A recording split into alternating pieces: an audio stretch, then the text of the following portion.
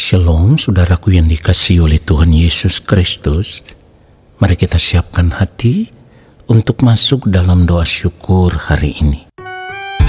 Seperti firman Tuhan katakan, jika engkau makan atau jika engkau minum atau jika engkau melakukan sesuatu yang lain, lakukanlah semuanya itu untuk kemuliaan Allah.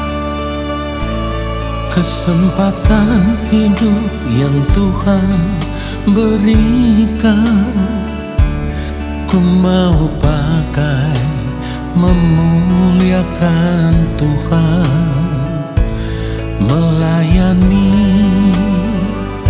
mengasihi sesama seperti Bapa mengasihiku. Kesempatan hidup yang Tuhan berikan, Katakan, ku mau pakai memuliakan Tuhan, melayani, mengasihi sesama seperti Bapa mengasihiku. Di sisa umur hidupku, selama ku masih kuat, apapun yang ku mau menyenangkanmu. Ku mau menyenangkanmu. Menjadi roti terpecah, menjadi anggur tercurah, menjadi berkat bagi sesama. Ketika kita percaya bahwa hidup kita telah dibeli dengan harga yang lunas dibayar, maka kita mau serahkan seluruh hidup kita dan mempergunakan tubuh kita untuk kemuliaan Allah. Katakan, kesempatan hidup. Kesempatan hidup yang Tuhan berikan, ku mau pakai memuliakan Tuhan. Katakan, melayani, mengasihi, haleluya, seperti Bapa mengasihiku. Di sisa umur hidupku, selama ku masih kuat, apapun yang ku perbuat, ku mau menyenangkanmu, menjadi roti terpecah, menjadi anggur tercurah, menjadi berkat bagi sesama. Kita mau katakan sekali lagi, di sisa umur hidupku, selama ku masih kuat, apapun yang ku perbuat, katakan, ku mau menyenangkanmu, menjadi roti terpecah, menjadi anggur tercurah, menjadi berkat bagi sesama, menjadi berkat bagi sesama, menjadi berkat bagi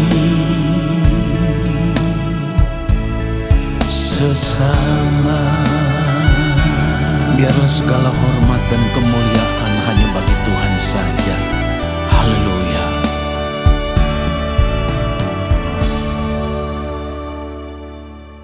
Mari kita berdoa. Yang mulia Allah Bapa kami yang ada di dalam kerajaan surga, saat ini kami ada di hadapan Bapa. Kami mau duduk diam di kaki Tuhan, dan kami mau menanti-nantikan firman-Mu. Berbicaralah bagi kami ya Allah. Roh Kudus Tuhan, ajar kami mengerti setiap kebenaran firman yang kami dengar, lalu kami mau berjuang untuk hidup seturut dengan firman-Mu ya Bapa, hidup melakukan kehendak-Mu di sepanjang hari hidup kami. Di dalam nama Tuhan Yesus Kristus kami berdoa, dan kami siapkan hati untuk menerima kebenaran firman Tuhan saat ini. Amin. Saudara yang dikasihi oleh Tuhan Yesus Kristus, sebagai orang percaya, kita harus sungguh-sungguh berjuang. Saya ulang sekali lagi, kita harus sungguh-sungguh berjuang.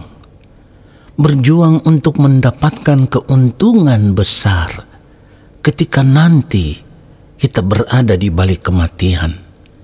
Dan ini harus kita perkarakan dengan serius. Ini harus kita perjuangkan dengan serius. Ini harus menjadi satu-satunya tujuan hidup kita. Selama kita masih hidup di dunia ini, kita sudah harus memiliki tujuan hidup yang benar. Tujuannya itu hanya satu. Kita akan mendapatkan keuntungan hidup yang besar ketika nanti kita berada di balik kematian. Keuntungan hidup yang saya maksudkan di sini adalah supaya pada akhirnya ketika kita berada di kekekalan nanti, kita tidak menjadi bagian dari orang-orang yang akan terbuang ke dalam kebinasaan. Kita tidak menjadi bagian dari orang-orang yang akan mengalami kengerian yang kekal. Orang-orang yang akan mengalami kehinaan yang kekal. Atau dengan kata lain, orang-orang yang akan mengalami malapetaka di kekekalan nanti. Oleh karenanya saudaraku, ini persoalan hidup yang sangat serius yang harus kita perkarakan lebih daripada apapun yang sedang kita kejar saat ini. Kita harus berjuang. Sekali lagi, kita harus berjuang supaya di ujung kehidupan kita nanti, di kekekalan nanti, kita bisa mendapatkan keuntungan yang besar. Nah, oleh karenanya, dalam sepanjang hari-hari hidup kita, selama kita masih hidup di dunia ini, kita harus memiliki prinsip hidup yang benar. Dan prinsip hidup yang benar itu seperti apa yang dikatakan firman Tuhan. Di mana firman Tuhan berkata, karena bagiku hidup adalah Kristus dan mati adalah keuntungan. Itu yang ditulis di dalam Filipi 1 ayat 21. Karena bagiku hidup adalah Kristus dan mati adalah keuntungan. Jadi mari kita perhatikan cara hidup kita supaya kita bisa menemukan apakah di sepanjang hari hidup kita sudah hidup sama seperti Kristus atau belum. Ya, kalau dikatakan bagiku hidup adalah Kristus, artinya di dalam setiap gerak kehidupan kita, gaya hidup kita, model hidup kita, cara hidup kita, semuanya itu harus sama seperti Kristus. Saudaraku, percayalah, kalau kita pada akhirnya di balik kematian nanti tidak ditemukan memiliki hidup yang benar-benar sama seperti Kristus, yang sering saya katakan kita tidak memiliki wajah batinia yang sama seperti Kristus, dapat dipastikan kita tidak akan pernah mendapatkan keuntungan besar di balik kematian nanti. Sebaliknya yang akan kita alami adalah kengerian yang kekal. Dan keadaan inilah yang sering kali saya katakan, selama kita masih hidup di dunia ini, kita harus memiliki kegentaran yang patut di hadapan Tuhan. Karena ketika nanti kita berdiri di hadapan pengadilan Allah Bapa di sorga, di dalam Tuhan Yesus Kristus akan menghakimi dengan adil, akan menghakimi dengan tanpa memandang muka. Inilah yang harus membuat kita gentar, saudaraku. Saudara, sebagai orang percaya kita harus sadar, kita ini sangat berharga di mata Tuhan. Ya, kita sangat berharga di mata Tuhan. Saya ulang sekali lagi, kita sangat berharga di mata Tuhan. Ini yang firman Tuhan maksudkan. Ketika di dalam Yakobus pasal 4 ayat 5 dikatakan, janganlah kamu menyangka bahwa kitab suci tanpa alasan berkata, roh yang ditempatkan Allah di dalam diri kita diingininya dengan cemburu. Saudara perhatikan itu. Ini menunjukkan bahwa Allah sangat mengasihi kita. Allah tidak ingin kita binasa. Dan itu menunjukkan bahwa betapa berharganya kita di mata Allah. Ya karena kita ini adalah ciptaan Allah. Roh yang ditempatkan Allah di dalam diri manusia itu kan roh yang berasal dari Allah. Roh yang berasal dari Allah itulah yang membuat kita ini menjadi makhluk kekal. Jadi betapa mengerikan kalau sampai kita menutup mata dan kehidupan kita tidak ditemukan benar-benar berkenan di hadapan Allah. Maka sekalipun Allah sangat mengasihi kita, tetapi karena Allah itu akan menghakimi dengan adil, dan pengadilan itu akan berlangsung tanpa memandang muka. Artinya ketika berdiri di hadapan pengadilan Allah, pengakuan kita sebagai orang Kristen, sebagai orang percaya, atau sebagai anak-anak Tuhan, itu tidak bisa menyelamatkan kita. Satu-satunya yang membuat kita bisa diterima di dalam kerajaan Allah Bapa di sorga adalah wajah batinia kita benar-benar ditemukan serupa dengan Kristus. Kalau wajah batinia kita itu serupa dengan Kristus, dapat dipastikan kita akan menuai keuntungan yang besar. Artinya kita akan diterima di dalam rumah Allah Bapa di sorga, di dalam kerajaan Allah Bapa di sorga, dan kita akan masuk dan menikmati apa yang telah disediakan oleh Allah bagi orang-orang yang berada di dalam Yesus. Tetapi yang perlu digarisbawahi, orang-orang yang berada di dalam Yesus yang akan diterima di dalam kerajaan Allah itu adalah orang-orang yang menjaga kesucian hidupnya, kekudusan hidupnya, kebenaran hidupnya selama masih hidup di dunia ini. Sekalipun hidup di dalam penderitaan, ia tetap taat melakukan kehendak Allah Bapa di sorga, sama seperti yang mulia Tuhan Yesus Kristus taat melakukan kehendak Allah Bapa di sorga sekalipun harus menderita. Ini yang firman Tuhan maksudkan ketika firman Tuhan berkata seperti yang ditulis di dalam Ibrani pasal 5 ayat 8, dan sekalipun ia adalah anak, ia telah belajar menjadi taat dari apa yang telah dideritanya. Saudara perhatikan itu. Jadi menjadi anak-anak Allah Bapa di sorga selama kita hidup di dunia ini bukan berarti lalu kita hidup tanpa persoalan. Bukan berarti lalu kita akan hidup tanpa masalah. Justru sebaliknya, seringkali masalah yang Tuhan izinkan terjadi di dalam kehidupan kita, disitulah, lewat persoalan hidup itulah, lewat masalah hidup itulah, Allah mau membentuk kita sehingga kita boleh menjadi pribadi seperti yang dikehendaki oleh Dia. Perhatikan itu saudaraku. Jadi mari kita merubah pola pikir kita. Kalaupun ada persoalan yang kita hadapi, ada tantangan, ada masalah, kita harus berani melihat persoalan hidup yang kita hadapi itu sebagai berkat yang Tuhan sediakan bagi kita. Jadi kita harus sadar di dalam setiap perjalanan kehidupan kita, setiap hari selalu ada berkat Tuhan. Tetapi berkat Tuhan itu tidak boleh kita nilai di dalam bentuk materi. Jangan seperti itu.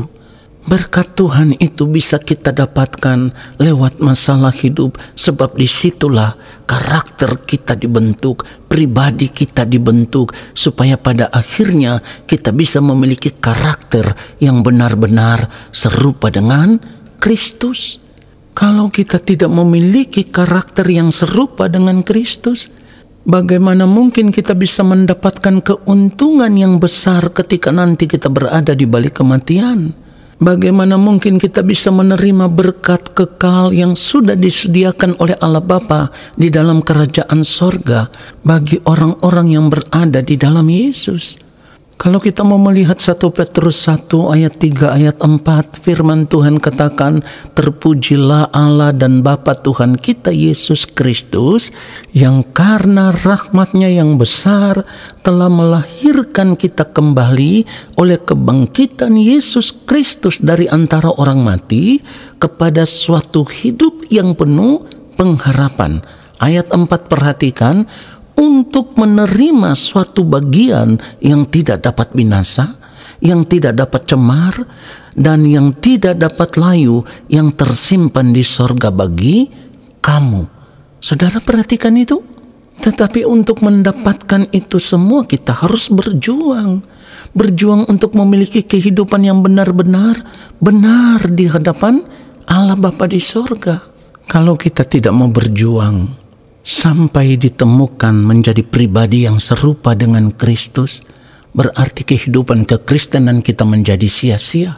Karena seperti yang firman Tuhan katakan, bukan setiap orang yang berseru kepadaku, Tuhan, Tuhan, akan masuk ke dalam kerajaan sorga, melainkan dia yang melakukan kehendak Bapa-Ku yang di sorga. Biarlah kebenaran firman Tuhan ini menyadarkan kita untuk berjuang, sampai pada akhirnya di balik kematian nanti kita bisa memperoleh keuntungan yang besar, yaitu menjadi anak-anak Allah Bapa di sorga di dalam kerajaannya. Tuhan Yesus memberkati kita semua. Amin. Mari kita berdoa. Terima kasih Bapa untuk firman-Mu yang sungguh menyadarkan kami. Saat ini kami mau mengambil keputusan. Kami mau berjuang untuk menjadi pribadi yang benar-benar serupa dengan Kristus. Kami mau berjuang supaya batinia kami benar-benar serupa dengan Kristus, supaya pada akhirnya Engkau boleh mengenal kami sebagai anak-anak-Mu ya Bapa. Terima kasih Bapa, kami diberkati dengan firman-Mu. Lalu saat ini kami mengangkat tangan di hadapan-Mu ya Bapa. Kami percaya Engkau akan menurunkan tangan dan memberkati kami. Segala berkat kasih karunia daripada Allah Bapa di sorga, rahmat cinta kasih yang berlimpah-limpah dari Tuhan Yesus Kristus di dalam persekutuan yang manis dengan Roh Allah yang kudus, turun atas hidupmu, menyertai langkah hidupmu, dan memberkati seluruh kehidupanmu sekarang dan sampai selama-lamanya. Amin. Saudaraku, terima kasih sudah mengikuti doa syukur hari ini. Sampai jumpa dalam doa syukur besok hari. Tuhan Yesus memberkati kita semua. Shalom.